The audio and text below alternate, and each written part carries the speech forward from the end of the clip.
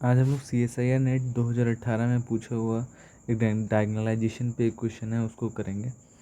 ये MCQ question है, इसमें एक ही करेक्ट ऑप्शन है, पर बाकी को भी हम चेक करेंगे कि वो क्यों डायगनलाइज नहीं है या डायगनलाइज हैं। तो क्वेश्चन पूछा है which of the following is not diagonalizable over R. तो ऑप्शन ए को चेक करते हैं, तो उसमें मैं बताता चलूँगा साथ में कि कब वो डायगनलाइज होते हैं और कब वो डायगनलाइज नहीं होते हैं। तो देखिए, पहले ऑप्शन में दिया हुआ है, ये हमारा मैट्रिसेस दिया हुआ है, इसको हम लोग सॉल्व करते हैं। जब हम इसका डिटर्मिनेंट, दैट इज़ हम लोग जब इसका कैरेक्टरिस्टिक पॉलिनोमियल निकालते हैं तो उसकी वैल्यू आती है 2 माइनस लैम्डा स्क्वायर और 3 माइनस लैम्डा। अब हम समझते हैं जो हमारा अर्थमेटिक मीन है लैम्डा इज इक्वल्स टू 2 का, वो कितना है 2। देखिए, अब हम इसका ज्योमेट्रिक मीन भी निकालेंगे। पहले आप ज्योमेट्रिक मीन समझ जाइए शॉर्ट में होता क्या है। जब हम, जैसे हमारा लैम्डा, हमारी कोई वैल्यू है लैम्डा इज इक्वल्स टू 2, तो जब हम इसके रिगार्डिंग नलिटी निकालते हैं, नलिटी निकालने का मतलब हुआ कि A minus lambda I multiply by X equals to 0। इसका मतलब हुआ, देखिए यहाँ पे समझिए, ये हमारा लैम्डा की वैल्यू 2 है। जब हमने इस डिटर्मिनेंट से 2 को माइनस किया और एक ये एक्स वाई जेड के लिए हमने सॉल्व किया, तो तब हमारा जो हमारा इस नलिटी का जो हमारा डायमेंशन आता है, उसी को हम बोलते हैं ज्योमेट्रिक मीन। आइए समझते हैं एग्जाम्पल से। लैम्डा इज इक्वल टू जब 2 पुट किया, तो ये हमारा ऐसा इक्वेशन, ये सिस्टम ऑफ लीनियर इक्वेशन बना। जब इस सिस्टम ऑफ लीनियर इक्वेशन को सॉल्व करते हैं, तो देखिए जब आप इसको लिखेंगे तो मिलेगा z is equals to 0 and y is equals to 0, जो मैंने लिखा हुआ है यहाँ पे। तो यहाँ पे z और y 0 मिल गया। तो जो हमारा एक्स वाई जेड का जो सॉल्यूशन है वो कैसा आएगा, x0 0।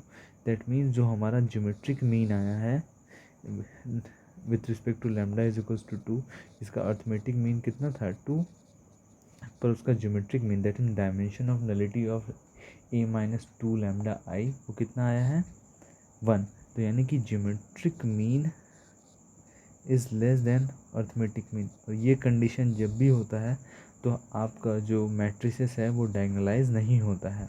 तो यानी कि हमारा ऑप्शन ए करेक्ट है कि जो हमारा मैट्रिसेस है वो डायगनलाइजेबल नहीं है। इसको तो हो गया, पर हम बाकी को समझते हैं कि वो क्यों डायगनलाइज है। ये ऑप्शन बी को समझते हैं। ऑप्शन बी में क्या दिया हुआ है 1 1 1 1। जब हम इसको सॉल्व करते हैं, तो जैसे ही सॉल्व करा तो जो हमारा कैरेक्टरिस्टिक इक्वेशन आया वो लीनियर फैक्टर में आया। मतलब 2 माइनस लैम्डा इसको लिख सकते हैं और 0 माइनस लैम्डा, इन दोनों के पावर में 1 1 है। अगर जैसे ही हमें कोई भी इक्वेशन मिलता है, कैरेक्टरिस्टिक इक्वेशन, जिसमें हमारा जो पॉलिनॉमियल है वो स्प्लिट होता है, स्प्लिट होने का मतलब होता है कि वो लीनियर फैक्टर्स के टर्म में लिखा जा सकता है, मतलब उसके पावर में 1 हो तो वो तुरंत ही हमारा डायगनलाइजेबल हो जाएगा। तो इसीलिए हमारा ऑप्शन भी डायगनलाइज हो जाता है। इसी तरह सिमिलरली आइए सी को समझते हैं। सी इंपॉर्टेंट है। देखिए, इसमें जब हम, ये हमारा जो ऑप्शन दिया हुआ है सी, इसको जब इसका हम कैरेक्टरिस्टिक पोलिनोमियल फाइंड करते हैं, तो जैसे ही फाइंड करा तो आया 2 minus lambda 3 minus lambda square. तो हमारा जो ए एम आया है 3 का, लैम्डा इज इक्वल टू 3 का, वो आया है आपका 2। ए एम आया है हमारा 2। तो इसका ज्योमेट्रिक मीन भी हमारा 2 ही आना चाहिए। अगर वो नहीं आया तो आपका ये डायगनलाइज नहीं होगा, पर ये आएगा। देखिए कैसे आता है। जब हम लैम्डा इज इक्वल टू 3 लेके इसमें से माइनस करा, तो यहाँ पे आएगा -1 आया 0 0। तो हमारा x की वैल्यू हुई, दैट इज मीन्स x की वैल्यू हुई केवल 0y। यानी बाकी जो y z है, देखिए ध्यान से, इसको लिख सकते हैं 0, यानी ये ख़त्म ही है, कोई मतलब नहीं है इसका। यहाँ पे 0 y z, जो तो हमारा डायमेंशन आया ज्योमेट्रिक मीन, वो कितना आया 2। Arithmetic mean is equal to geometric mean, मैंने बताया था ना कि वही हम सॉल्व करेंगे a minus 3 lambda I nullity of this, solve करेंगे। तो जो नलिटी का डायमेंशन आया वो कितना है 2 2। तो इसका मतलब अर्थमेटिक मीन और ज्योमेट्रिक मीन 2 है, तो यानी ये भी डायगनलाइज है। हाँ, ये हम दोनों के लिए होना चाहिए। अभी लैम्डा इक्वल टू 3 के लिए तो ऐसा कंडीशन है। अरे लैम्डा इक्वल टू 2 के लिए चेक करते हैं। जब 2 के लिए चेक करा, 2 का अर्थमेटिक मीन कितना है 1।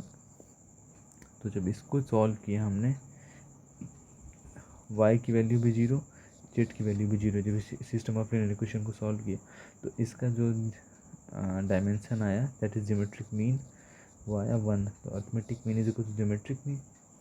तो यानी ये भी हमारा डायगोनलाइज है। सिमिलरली जब हम डी को सॉल्व करेंगे तो ये भी डायगोनलाइज है, क्योंकि जब इसका भी जब हम इक्वेशन लिखेंगे तो ये लीनियर फैक्टर के टर्म में आ जाएगा। इसको आप खुद से ट्राई करिए। Thank you.